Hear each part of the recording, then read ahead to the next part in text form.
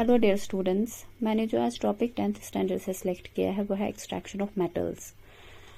देखिए, जो मेटल्स है या फिर एलिमेंट्स और कंपाउंड्स है, इनका जो मेजर सोर्स है वो अर्थ क्रस्ट ही है। ज़्यादातर ये अर्थ क्रस्ट पे ही पाए जाते हैं।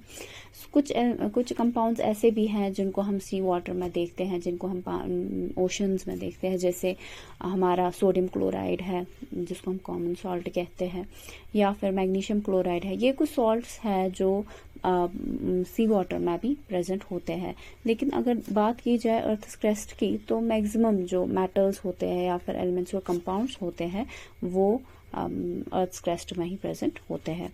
अब जो एलिमेंट्स और कंपाउंड्स अर्थ क्रस्ट में प्रेजेंट होते हैं उनको हम मिनरल्स कहते हैं, और जिन मिनरल्स से हम मेटल्स को एक्सट्रैक्ट करते हैं उनको हम ओर्स कहते हैं। मतलब एलिमेंट्स और कई सारे एलिमेंट्स और कंपाउंड जो है वो अर्थ क्रस्ट पे प्रेजेंट होते हैं, उन्हीं को हम मिनरल्स कहते हैं। और कुछ टाइप के ऐसे मिनरल्स होते हैं, क्योंकि मिनरल जो होते हैं, मिनरल्स में मेटल्स भी हो सकते हैं, नॉन मेटल्स भी हो सकते हैं, मेटालॉइड्स भी हो सकते हैं। सो जिन मिनरल्स से हम मेटल्स को एक्सट्रैक्ट करते हैं उनको हम ओर्स बोलते हैं।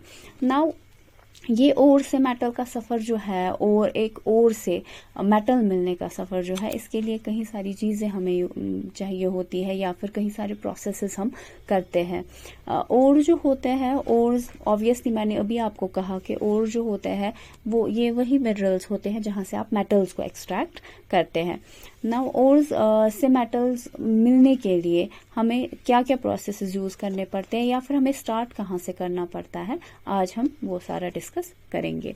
सबसे पहले जो बात होती है, पहले हम ओर लेते हैं, ओर की फिर हम कंसंट्रेशन करते हैं। अब ये कंसंट्रेशन क्या होता है? कंसंट्रेशन और मतलब और में जो और जो होते हैं इनके साथ कई सारी अर्थली इम्प्योरिटीज प्रेजेंट होती है। कई सारी ऐसी इम्प्योरिटीज प्रेजेंट होती है जो हमें ऑब्वियसली हमें नहीं चाहिए। हम मेटल प्योर फॉर्म में चाहते हैं, हम चाहते हैं कि हमें मेटल मिले। तो सबसे पहले जो ये earthly impurities, unwanted substances present होते हैं इन ओर्स में, उनको हम क्या करते हैं, उनको हम निकालते हैं। हमारे पास कई सारे प्रोसेसेस होते हैं, जैसे फ्रॉथ फ्लोटेशन प्रोसेस है, या फिर मैग्नेटिक सेपरेशन है, या फिर ग्रेविटी सेपरेशन है। इनमें हम क्या करते हैं, मैं यहाँ पर शॉर्टकट में लिखती हूँ, तो फ्रॉथ फ्लोटेशन प्रोसेस या फिर मैग्नेटिक सेपरेशन है या फिर ग्रेविटी सेपरेशन है। सो इन प्रोसेसेस में क्या होता है, पहले अगर आप फ्रॉथ फ्लोटेशन की बात करें, यहाँ पर बेसिकली हम इस ओर के साथ क्या करते हैं, हम इस ओर के साथ थोड़ा सा कुछ केमिकल्स ऐड करते हैं, जिसकी वजह से वहाँ पर जो मैं क्या कह सकती हूँ, जिनमें ये मेटल्स हमारा प्रेजेंट है वो वाटर रिपेलेंट बन जाता है। वाटर रिपेलेंट बन जाने की वजह से अगर आप उसमें वाटर ऐड कर रहे हो तो ऑब्वियसली वो वाटर के टॉप पे ही रहेगा, वहाँ पर एयर बबल बनाएगा एंड वहाँ से हम उसको आराम से निकाल सकते हैं। या फिर हमारे पास जो ये मैग्नेटिक सेपरेशन है प्रोसेस, ये मैग्नेटिक सेपरेशन एक मेथड है। इसमें हम क्या करते हैं, ऑब्वियसली यहाँ पर कुछ ओर्स ऐसे होते हैं जिनमें वो मेटल्स प्रेजेंट होते हैं जो मैग्नेटिक फील्ड में अट्रैक्ट होते हैं, जैसे आयरन है या फिर कोबाल्ट है। ये दो मेटल जो होते हैं ये फेरोमैग्नेटिक सब्सटेंस, आयरन जो है वो फेरोमैग्नेटिक है, स्ट्रांगली अट्रैक्ट होता है मैग्नेटिक फील्ड में। वैसे कोबाल्ट जो है वो भी फेरोमैग्नेटिक होता है, वो भी magnetic field, external magnetic field में स्ट्रांगली अट्रैक्ट होता है। तो ऑब्वियसली हम यहाँ पर एक्सटर्नल मैग्नेटिक फील्ड इसको देते हैं और वहां से हम अनवांटेड इम्प्योरिटी जो है वो नीचे रह जाती है और मैग्नेट के साथ क्या चिपक जाते हैं हमारे ओर जो है ये विदाउट ये जो गैंग होता है, गैंग हम उसे ही कहते हैं, अनवांटेड सब्सटेंसेस या अर्थली इम्प्योरिटीज को हम गैंग कहते हैं।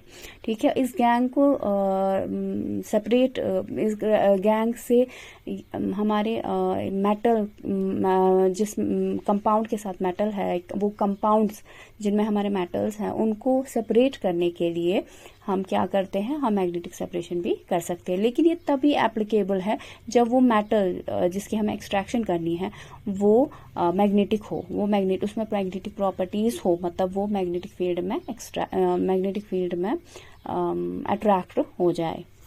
जैसे मैंने आयरन और कोबाल्ट का ऑलरेडी आपको बता दिया। फिर है ग्रेविटी सेपरेशन। ग्रेविटी सेपरेशन में हम क्या करते हैं, डेंसिटीज के बेसिस पे, यहाँ पर जिसकी ज़्यादा डेंसिटी होगी और जिसकी कम डेंसिटी होगी, तो ऑब्वियसली डेंसिटीज के बेसिस पे हम यहाँ पर से फॉर एग्जांपल हमने ये अर्थली इम्प्योरिटी जो है इनकी ज़्यादा डेंसिटी है, तो ऑब्वियसली ये नीचे रहेंगे।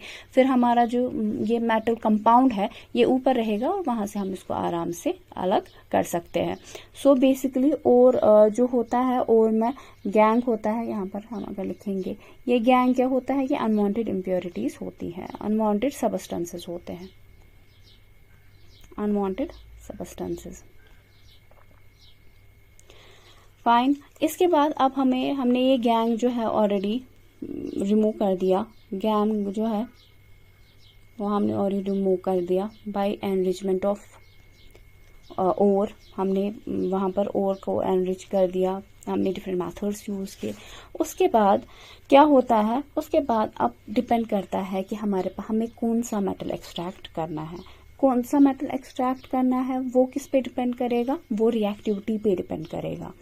डिफरेंट मेथड्स जो हमें मेटल्स को यूज करने के लिए लगेंगे वो किस पे डिपेंड करेगा, वो डिपेंड करेगा बेसिकली किस पे, वो हम डिपेंड करेगा कि मेटल्स की रिएक्टिविटी कैसी है। जैसे हमारे पास एक रिएक्टिविटी सीरीज है जहां पर हमें पता चलता है कि कुछ मेटल जो होते हैं वो बहुत ज्यादा रिएक्टिव होते हैं, जैसे पोटेशियम है, सोडियम हुआ, या फिर कुछ मेटल्स है जो बिल्कुल रिएक्टिव नहीं होते हैं, जैसे गोल्ड है, सिल्वर है, प्लैटिनम है, या फिर हम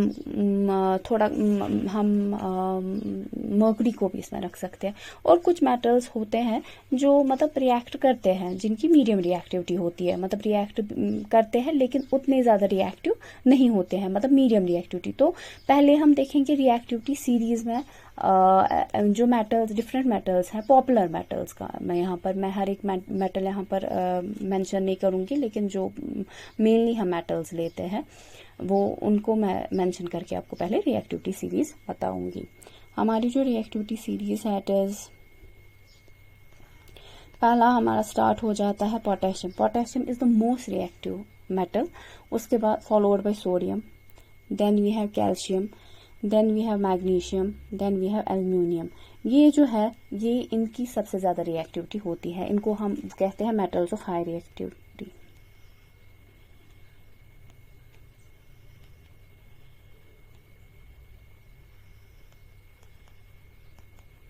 फाइन, ये हो गए हमारे मेटल्स ऑफ हाई रिएक्टिविटी। उसके बाद क्या होता है, उसके बाद हमारा आता है जिंक,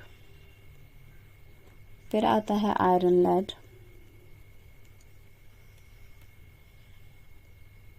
ये हो गए मेटल्स ऑफ मीडियम रिएक्टिविटी।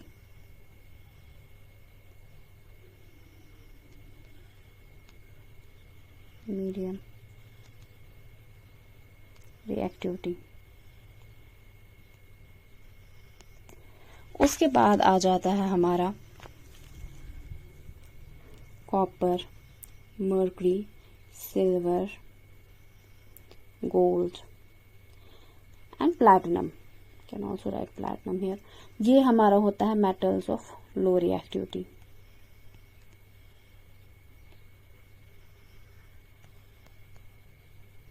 सो ये 3 कैटेगरीज हमने बनाई हुई होती है मेटल्स की।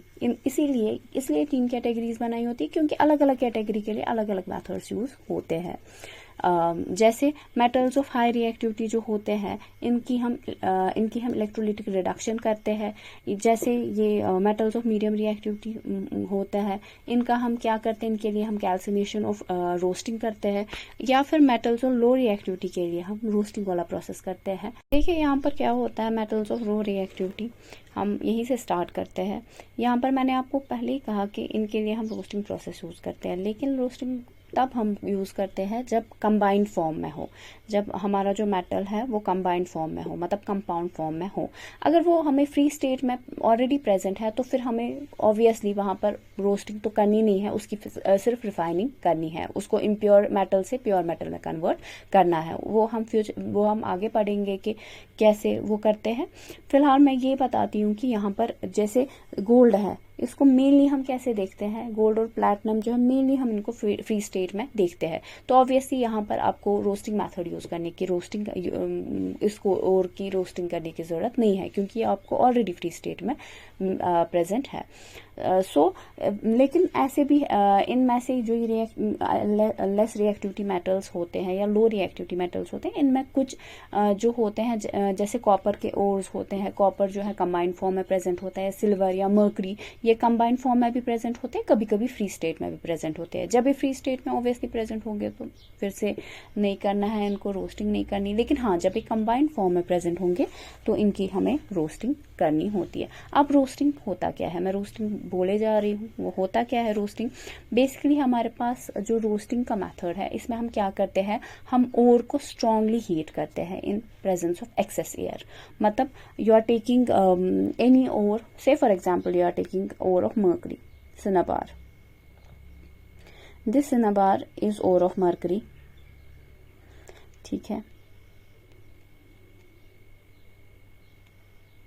ये cinnabar जो है ये मर्करी का ओर है।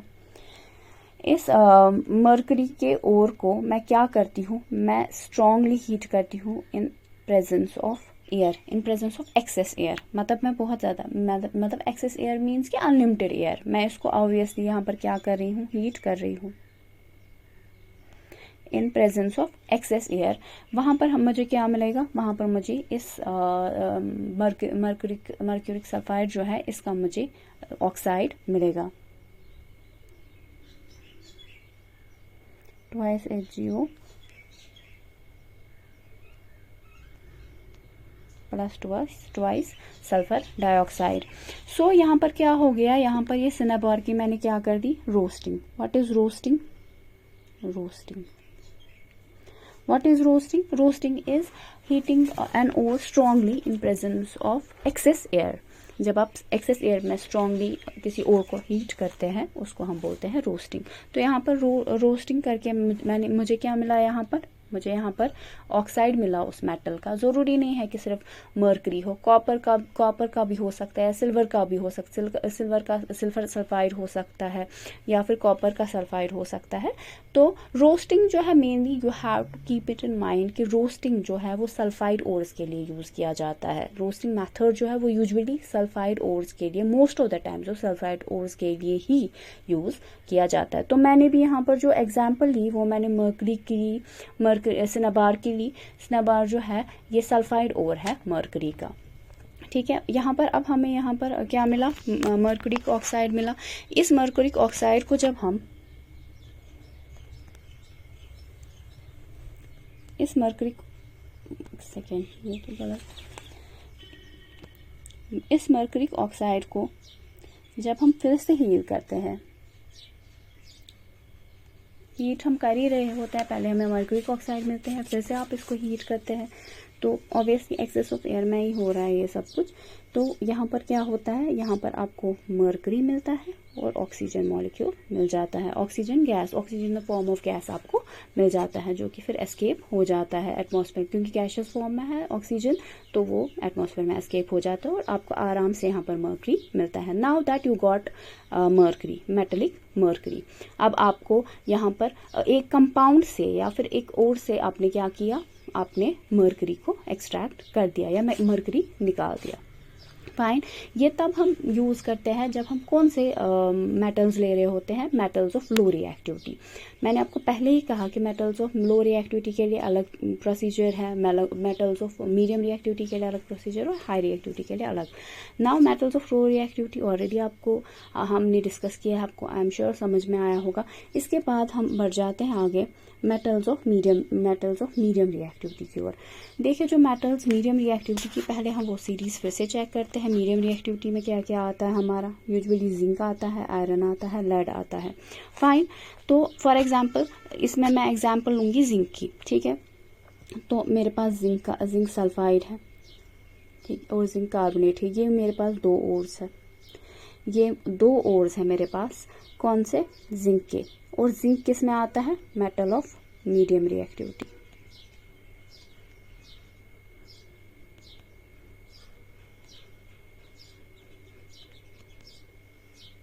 मेटल ऑफ मीडियम रिएक्टिविटी, ठीक है। जिंक सल्फाइड और जिंक कार्बोनेट है। अब यहाँ पर मुझे इसके दो टाइप के ओर्स है, सल्फाइड ओर है और कार्बोनेट ओर है। इसीलिए जो मेटल्स मीडियम रिएक्टिविटी के होते हैं वहां पर आपके पास सल्फाइड ओर्स भी हो सकते हैं, वहां पर आपके पास कार्बोनेट ओर्स भी हो सकते हैं। मतलब ये कैसे मेटल जो मीडियम रिएक्टिविटी के मेटल्स हैं ये कैसे एग्जिस्ट करते हैं, या तो ये सल्फाइड फॉर्म में एग्जिस्ट करते हैं, या फिर ऑक्साइड फॉर्म में भी एग्जिस्ट करते हैं, या फिर कार्बोनेट फॉर्म में। यही तीन फॉर्म्स है। सल्फाइड ओर्स होते हैं इनके कार्बोनेट ओर्स होते हैं और इनके ऑक्साइड ओर्स होते हैं, ठीक है। सो अभी आपको समझ में आएगा कि ऑक्साइड ओर्स क्यों मैंने यहाँ पर नहीं लिया, मैंने क्यों जिंक सल्फाइड और जिंक कार्बोनेट ही लिया, अभी आपको वो भी समझ में आ जाएगा। जिंक सल्फाइड जो होता है ऑब्वियसली मैंने आपको पहले ही कहा कि जिंक सल्फाइड, जब भी आपके पास सल्फाइड ओर है इसको इसके मेटल में कन्वर्ट करने, इस ओर को इसके मेटल में कन्वर्ट करने के लिए, इस कंपाउंड को इसके मेटल में कन्वर्ट करने के लिए यू नीड रोस्टिंग। हम रोस्टिंग मेथड यूज करते हैं। रोस्टिंग क्या होता है? Heating this compound strongly in presence of excess air. Again I am taking this zinc sulphide. मैं क्या कर रही हूँ जिंक सल्फाइड का, मैं इसको एक्सेस एयर में हीट कर रही हूँ। What you will get? Again you will get zinc oxide and you will get sulfur dioxide. Fine, ये होता है रोस्टिंग प्रोसेस। जब भी आपके पास सल्फाइड ओर होगा, चाहे वो मेटल ऑफ मीडियम रिएक्टिविटी हो या मेटल ऑफ लो रिएक्टिविटी, आप रोस्टिंग ही यूज करते हैं। सल्फाइड ओर के लिए रोस्टिंग ही यूज होती है। अब जब आप क्या कर रहे हैं, अब आप जिंक कार्बोनेट ले रहे हैं। ये जिंक कार्बोनेट जो है, इस जिंक कार्बोनेट को आप हीट कर रहे हैं, आप स्ट्रांगली हीट कर रहे हैं लेकिन लिमिटेड एयर में, ठीक है। यहाँ पर आप एक्सेस एयर कर रहे थे जिसको आप रोस्टिंग कहते हैं। जब आप इसको लिमिटेड एयर में, इसीलिए मैंने यहाँ पर ऑक्सीजन नहीं दिखाया है। अगर मैं ऑक्सीजन दिखाती दैट मीन्स कि in presence of excess air, in presence of excess oxygen और एक्सेस एयर, यहाँ पर मैं नहीं दिखा रही हूँ, उसको मैं हीट कर रही हूँ। हीट को आप डेल्टा से भी दिखा सकते हैं, ठीक है, इसीलिए मैंने यहाँ पर डेल्टा बनाया है। सो जब आप इसको हीट करते हैं लिमिटेड एयर में, या फिर कैन से कि काइंड ऑफ वहाँ पर एयर की बहुत लिमिटेड सप्लाई है आपके पास, वहाँ पर क्या होता है, वहाँ पर अगेन ये कन्वर्ट हो जाता है जिंक ऑक्साइड में और कार्बन डाइऑक्साइड में। इस प्रोसेस को हम कहते हैं कैल्सिनेशन। कैल्सिनेशन क्या हो गया? कैल्सिनेशन हो गया जब आप कार्बोनेट ओर लेते हैं। कैल्सिनेशन किन ओर्स में होता है? कार्बोनेट ओर्स में। ये कार्बोनेट ओर जो है ये इनको हम स्ट्रांगली हीट करते हैं but in limited supply of air, this is calcination. यहाँ पर रोस्टिंग हो रही है, यहाँ पर रोस्टिंग हो रही है because you are heating this ore, this sulfide ore in presence of excess air, यहाँ पर, और यहाँ पर in presence of excess air। और यहाँ पर आप क्या कर रहे हैं, इस कैल्सिनेशन में आप क्या कर रहे हैं, आप कार्बोनेट ओर को क्या कर रहे हैं, हीट कर रहे हैं in presence of limited air. यहाँ पर आपके पास लिमिटेड एयर या ऑक्सीजन है, क्योंकि एयर का हमें ऑक्सीजन ही चाहिए होता है सब्सटेंस को ऑक्सीडाइज करने के लिए, तो इसीलिए मैं एयर बता रही हूँ। But it also means oxygen, because oxygen से ही जो ये कंपाउंड है ये ऑक्सीडाइज हो रहा है। फाइन, दैट मीन्स यहाँ पर जो मेटल्स ऑफ मीडियम रिएक्टिविटी है, यहाँ पर आपको इनके ऑक्साइड ओर में कन्वर्ट करने के लिए दो तरीके हैं। अगर आपके पास सल्फाइड ओर है तो आपको रोस्टिंग करना है, अगर आपके पास कार्बोनेट ओर है तो आपको कैल्सिनेशन करना है। इसके बाद अब मैंने बताया था कि मेटल्स ऑफ मीडियम रिएक्टिविटी जो है ये सल्फाइड ओर्स होते हैं, इसके कार्बोनेट ओर्स और ऑक्साइड ओर्स। देखिए ऑक्साइड ओर्स के लिए अब आपको ऑक्साइड को आप ऑक्साइड में तो कन्वर्ट नहीं कर सकते ना, यहाँ पर you are converting sulphide into oxide, okay, here you are converting carbonate into oxide. अब ऑक्साइड को ऑक्साइड ऑलरेडी ऑक्साइड है, अब फर्दर वहां पर क्या हो जाएगा, वो जो चाहे सल्फाइड और ऑक्साइड में कन्वर्ट हो गया या कार्बोनेट और ऑक्साइड में कन्वर्ट हो गया या ऑक्साइड और है। अब फर्दर इसमें क्या होता है, इनको मेटल में लाने के लिए, अभी तो ये ऑक्साइड्स हमें मिल गए, ऑक्साइड्स को आपको मेटल में कैसे करना है कन्वर्ट, आप क्या करते हैं, हम इनको रिड्यूस करते हैं किसी रिड्यूसिंग एजेंट से। जैसे हमारे पास ये है जिंक ऑक्साइड है, दिस जिंक ऑक्साइड, इसको हम किसी सुटेबल रिड्यूसिंग एजेंट से, जैसे कि ज़्यादातर हम कौन सा रिड्यूसिंग एजेंट यूज़ करते हैं, कोक। कोक में क्या होता है, carbon, coke is made of carbon. So यहाँ पर कार्बन जो है, कोक हम लेते हैं, इस जिंक ऑक्साइड को हम कोक के साथ ट्रीट करते हैं और वहाँ पर हम क्या हमें मिलता है, जिंक और कार्बन मोनोऑक्साइड। इसको थोड़ा मैं ठीक से लिखती हूँ। फाइन, ये जिंक ऑक्साइड आपने लिया, इसको आपने कोक के साथ मतलब कार्बन के साथ आपने इसको हीट किया तो आपको जिंक यहाँ पर मिल गया। अब ये जिंक ऑक्साइड आपने चाहे वो जिंक सल्फाइड से जो आपको मिला है या फिर जिंक कार्बोनेट से मिला है या फिर डायरेक्टली वहाँ पर जिंक ऑक्साइड आपके पास और था, उसको हम किसी सूटेबल रिड्यूसिंग एजेंट के साथ हीट करते हैं ताकि हमें मेटल मिले। अब हमें यहाँ पर मेटल ऑलरेडी मिल चुका है।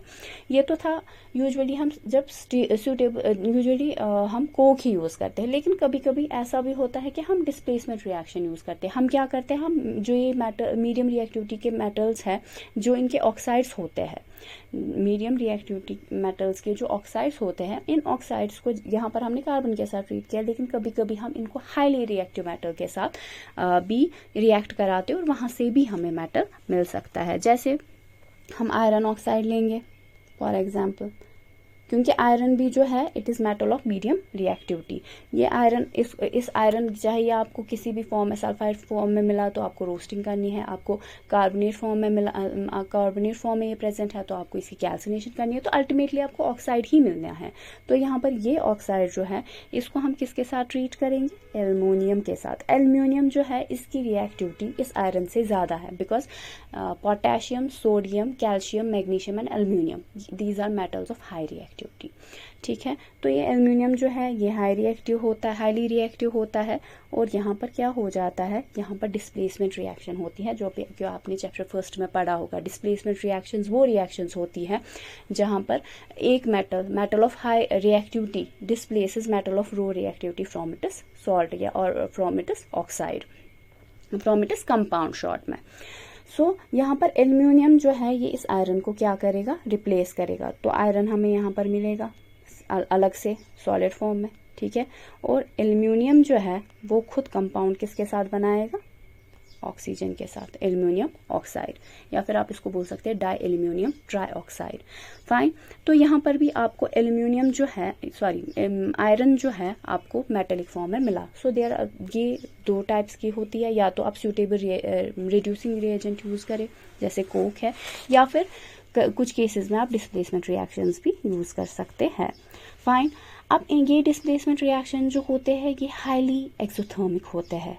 Bye exothermic what I mean is कि ये रिएक्शन जो होते हैं यहाँ पर बहुत ज़्यादा एनर्जी लिबरेट होती है, energy in the form of heat liberate होती है। देयर आर मतलब हीट लिबरेट हो रही है, यहाँ पर आपको हीट सप्लाई करनी पड़ती है। अकॉर्डिंगली रिएक्शन के दो टाइप्स आते हैं, आपने मे भी पढ़ा होगा, exothermic reactions and endothermic reactions. Exothermic reactions वो रिएक्शंस होती है जहाँ पर हीट लिबरेट हो जाती है, मतलब आपको हीट मिलती है, वहाँ पर heat is given out.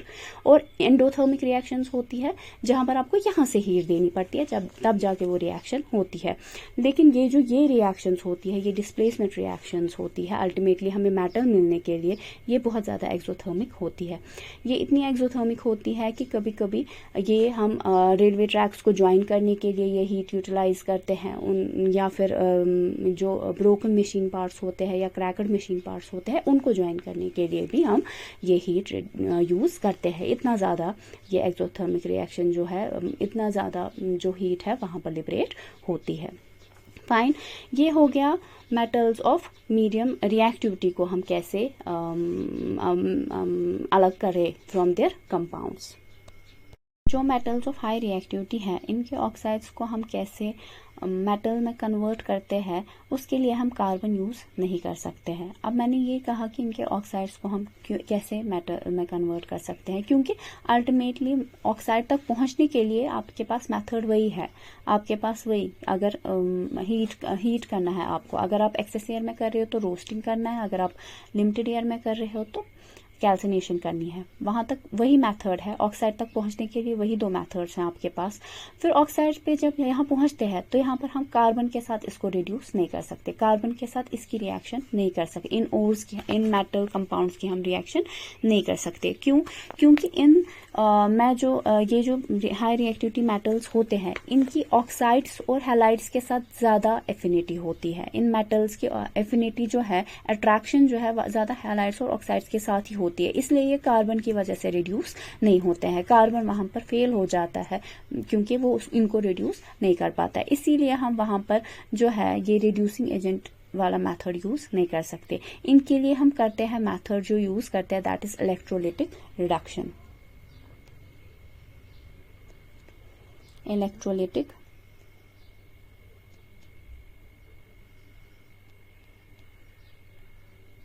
Reduction. अब ये इलेक्ट्रोलिटिक रिडक्शन क्या होता है? देखिए, जब इलेक्ट्रोलिटिक वर्ड आता है, दिस मीन्स कि इसमें कहीं ना कहीं इलेक्ट्रोलिसिस यूज हो रही है, कहीं ना कहीं क्या इसमें इलेक्ट्रोलिसिस ही जो है, इलेक्ट्रोलिसिस प्रोसेस ही हो रहा है। नाउ यू मस्ट नो कि इलेक्ट्रोलिसिस प्रोसेस क्या होता है। इलेक्ट्रोलिसिस प्रोसेस हो गया जब आप किसी नॉन स्पॉन्टेनियस रिएक्शन को कैरी आउट करने के लिए इलेक्ट्रिक करंट यूज करते हैं। देखिए, रिएक्शन जो होती है वो नॉर्मली स्पॉन्टेनियस होती है। स्पॉन्टेनियस रिएक्शंस मतलब क्या हो गया? स्पॉन्टेनियस रिएक्शंस वो रिएक्शंस हो गई जो खुद से ही होती है, जिनको कराने के लिए आपको कोई एफर्ट नहीं लगाना पड़ता। ठीक है, कई सारी ऐसी रिएक्शंस हैं, जैसे आपने अभी अभी ये डिस्प्लेसमेंट रिएक्शन देखी, वो क्या है? वो स्पॉन्टेनियस रिएक्शन, वो खुद से हो रही है। यू डोंट नीड कोई एक्सटर्नल सप्लाई हो वहां पर जिसकी वजह से वो रिएक्शन आप कैरी आउट कर सके, वो स्पॉन्टेनियस है, वो खुद से ही हो रही है। लेकिन कई सारी ऐसी रिएक्शंस भी होती हैं जिन्हें हमें करवाना पड़ता है, उन जो हमें एक्सटर्नल एफर्ट्स के बगैर या एक्सटर्नल सप्लाईज के बगैर हम उन रिएक्शंस को, वो रिएक्शन नॉर्मली पॉसिबल नहीं है। उन रिएक्शंस को हम कहते हैं non spontaneous reactions. Non spontaneous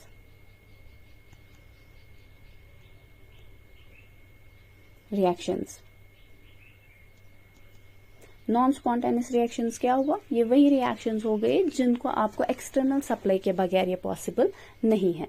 आपको जरूरी इनको वहां पर आपको जरूरी एक्सटर्नल एफर्ट्स लगाने पड़ेंगे, आपको एफर्ट्स लगाने पड़ेंगे इस रिएक्शन को कराने के लिए।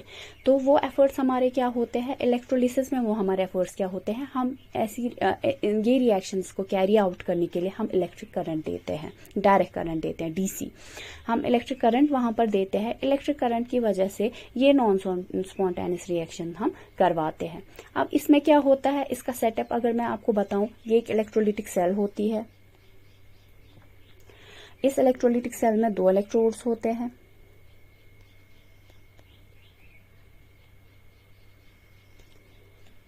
यहां पर देखें आप,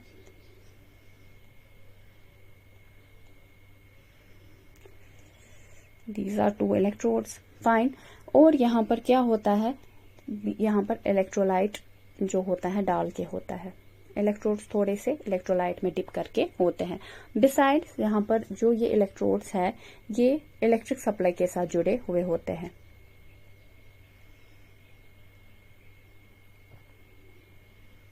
ये इलेक्ट्रिक सप्लाई के साथ जुड़े हुए होते और वहां पर ऑब्वियसली एक ये होता है, बल्ब होता है या फिर गैल्वेनोमीटर होता है जो आपको करंट डिटेक्ट करता है।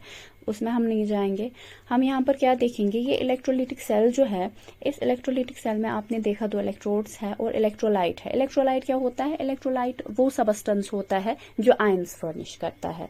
जैसे आपके पास सोडियम क्लोराइड है। सोडियम क्लोराइड को जब आप मोल्टन फॉर्म में लेंगे, सोडियम क्लोराइड को आप अगर एक्वस फॉर्म में या मोल्टन फॉर्म में लेंगे, दोनों केसेस में मोल्टन फॉर्म में लेंगे या फिर एक्वस फॉर्म में लेंगे, तो ये क्या करता है? ये आयंस लिबरेट करता है, Na positive and Cl negative. क्या क्या आयन लिबरेट करता है? Na positive and Cl negative. तो ये इलेक्ट्रोलाइट होता है। इलेक्ट्रोलाइट वो सबस्टेंसेस होते हैं जो अपनी एक्वस फॉर्म में या अपने मोल्टन फॉर्म में आयंस लिबरेट करते हैं। कैटायन लिबरेट करते हैं, एनायन। जरूरी नहीं है कि हर एक कंपाउंड आयंस लिबरेट करे। वो कंपाउंड्स या वो सबस्टेंसेस जो आयंस लिबरेट करे उनको हम बोलते हैं इलेक्ट्रोलाइट्स। ठीक है, लेकिन कब ये आयन लिबरेट, सोडियम क्लोराइड जो है ये सॉलिड फॉर्म में कभी भी आयन लिबरेट नहीं करेगा, इसमें वो टेंडेंसी ही नहीं है कि वहां पर ये आयंस को लिबरेट कर सके। ये आयंस तब लिबरेट करता है, आयंस तब फर्निश करता है जब ये एक्वस फॉर्म में होगा या फिर मोल्टन फॉर्म में होगा। सो सोडियम क्लोराइड जो है यहाँ पर सोडियम क्लोराइड फॉर्म में फॉर एग्जाम्पल सोडियम और क्लोराइड आयन फर्निश कर रहा है। तो यही इलेक्ट्रोलाइट से फॉर एग्जाम्पल मैंने यहाँ ली हुई है। अब मुझे सोडियम क्लोराइड जो फॉर एग्जाम्पल मेरे पास सोडियम क्लोराइड है, अर्थ क्रेस्ट में प्रेजेंट है। ठीक है, मुझे इसको क्या करना है, मुझे इसको कन्वर्ट करना है इनटू, मुझे वहां से इस सोडियम क्लोराइड से मुझे क्या चाहिए, सोडियम मेटल, क्यों मतलब कि मेटल ऑफ हाई रिएक्टिविटी है, तो मुझे ये हाई रिएक्टिविटी मेटल चाहिए वहां से। ये कैसे मुझे मिलेगा, यहां पर क्या हम करते हैं, इन दो इलेक्ट्रोड्स में से एक इलेक्ट्रोड जो होता है कैथोड होता है, जो बैटरी के पॉजिटिव टर्मिनल के साथ लिंक्ड होता है। 1 सेकेंड, जो बैटरी के पॉजिटिव टर्मिनल के साथ लिंक्ड होता है वो एनोड होता है, और जो बैटरी के नेगेटिव टर्मिनल के साथ होता है वो कैथोड होता है। सो इन दोनों में से एक जो है, एक इलेक्ट्रोड एनोड है और दूसरा इलेक्ट्रोड जो है वो कैथोड है। फाइन। सो यहाँ पर क्या होगा, यहाँ पर सोल्यूशन में अब यू नो कौन कौन से आयंस है यहाँ पर, Na positive, Cl negative. Fine. जो Na पॉजिटिव है ये कैथोड की ओर जाएगा, या Na पॉजिटिव है जो कैथोड की ओर जाएगा। वहां पर क्या करेगा, कैथोड जो होता है, कैथोड पे हमेशा रिडक्शन होती है। And what is reduction, reduction is gaining of electron. Reduction means कि जब कोई species, positive species electron gain करती है, दैट इज रिडक्शन। ठीक है, और जो यहाँ पर क्या हो रहा है, यहाँ पर सोडियम कहाँ की ओर जा रहा है, सोडियम पॉजिटिव जा रहा है कैथोड की ओर। ठीक है, तो कैथोड पे अगर हम इसको दिखाएं एट कैथोड, Na पॉजिटिव जा रहा है कैथोड की ओर, और वहां पर क्या कर रहा है, इलेक्ट्रॉन गेन कर रहा है। ठीक है, कैथोड पे रिडक्शन हो रही है, इलेक्ट्रॉन गेन कर रहा है, तो कन्वर्ट हो जाएगा सोडियम में। ठीक है, now you got this sodium metal, आपको यहाँ पर ऑलरेडी सोडियम मेटल मिल चुका है। अब फर्दर क्या होगा, यहाँ पर एनोड जो है, एट एनोड, एनोड पे क्या होगा, एनोड पे क्लोरीन जाएगा। ठीक है, एनोड पे क्लोरीन जाएगा, ये क्लोरीन गया। ठीक है, इसने वहां पर 2 इलेक्ट्रॉन जो है लूज किए, एक क्लोरीन 1 इलेक्ट्रॉन लूज करता है, 2 क्लोरीन जो है 2 इलेक्ट्रॉन लूज करता है। इसीलिए मैं यहाँ पर दिखाऊंगी 2ICl प्लस 2 इलेक्ट्रॉन्स, क्योंकि आप देख रहे हैं मैंने 2 क्लोरीन लिए, अगर मैं एक ही क्लोरीन लेती तो 1 ही इलेक्ट्रॉन लूज हो जाता। अब मैंने यहाँ पर 2 क्लोरीन लिए, तो 2 क्लोरीन कितने इलेक्ट्रॉन्स लूज करेंगे, 2 क्लोरीन। 1 क्लोरीन 1 इलेक्ट्रॉन लूज करता है, 2 क्लोरीन 2 इलेक्ट्रॉन्स लूज करता है। सो ये 2Cl जो है, ये Cl और Cl कंबाइन होके हमें बनाएगा क्लोरीन मॉलिक्यूल। ठीक है, और क्लोरीन मॉलिक्यूल जो है in the form of gas ये एस्केप हो जाएगा। ठीक है, लेकिन हमें जो चाहिए यहाँ पर वो हमें अल्टीमेटली मिल ही गया, हमें यहाँ पर सोडियम मिल गया। सो ये क्या होता है, इसको हम बोलते हैं इलेक्ट्रोलिसिस। इलेक्ट्रोलिसिस में आपने एक नॉन स्पॉन्टेनियस रिएक्शन को कैरी आउट किया। अब आप बोलेंगे नॉन स्पॉन्टेनियस कैसे है, देखिए Na पॉजिटिव जो है, सोडियम पॉजिटिव, जो मेटल्स होते हैं उनमें होती ही नहीं है टेंडेंसी कि वो जो है इलेक्ट्रॉन्स को गेन कर सके, उनमें ऐसी टेंडेंसी ही नहीं होती है। Metals are electro positive, must have read कि इलेक्ट्रॉन जो मेटल्स होते हैं वो इलेक्ट्रो पॉजिटिव होते हैं, उनको अच्छा लगता है इलेक्ट्रो पॉजिटिव रह के ही अपने ऊपर पॉजिटिव चार्ज रखना, इज बेटर कि उनके ऊपर वो नेगेटिव चार्ज आ जाए। इसीलिए यहाँ पर सोडियम में वो टेंडेंसी नहीं होती कि इलेक्ट्रॉन गेन कर सके। ये इलेक्ट्रॉन गेन कैसे करता है, इलेक्ट्रिक करंट की वजह से, क्योंकि हमने वहां पर इसको इस सिचुएशन में रखा है कि इसको इलेक्ट्रॉन गेन करना ही करना है। दैट इज वाई सोडियम का इलेक्ट्रॉन गेन करना या फिर क्लोरीन का इलेक्ट्रॉन लूज करना। क्लोरीन जो होते हैं, क्लोरीन इज वेरी इलेक्ट्रोनेगेटिव, ये जो है इलेक्ट्रॉन गेन तो कर लेता है, क्लोरीन की टेंडेंसी होती है इलेक्ट्रॉन गेन करने की, लूज करने की नहीं। लेकिन यहाँ पर इसने इलेक्ट्रॉन लूज किया, वो किस वजह से हो गया, क्योंकि आपने इसको एक्सटर्नल सप्लाई दी थी। नॉर्मल कंडीशंस में chlorine will never lose electron, chlorine कभी इलेक्ट्रॉन लूज नहीं करेगा। दैट मीन्स क्लोरीन नेगेटिव का इलेक्ट्रॉन लूज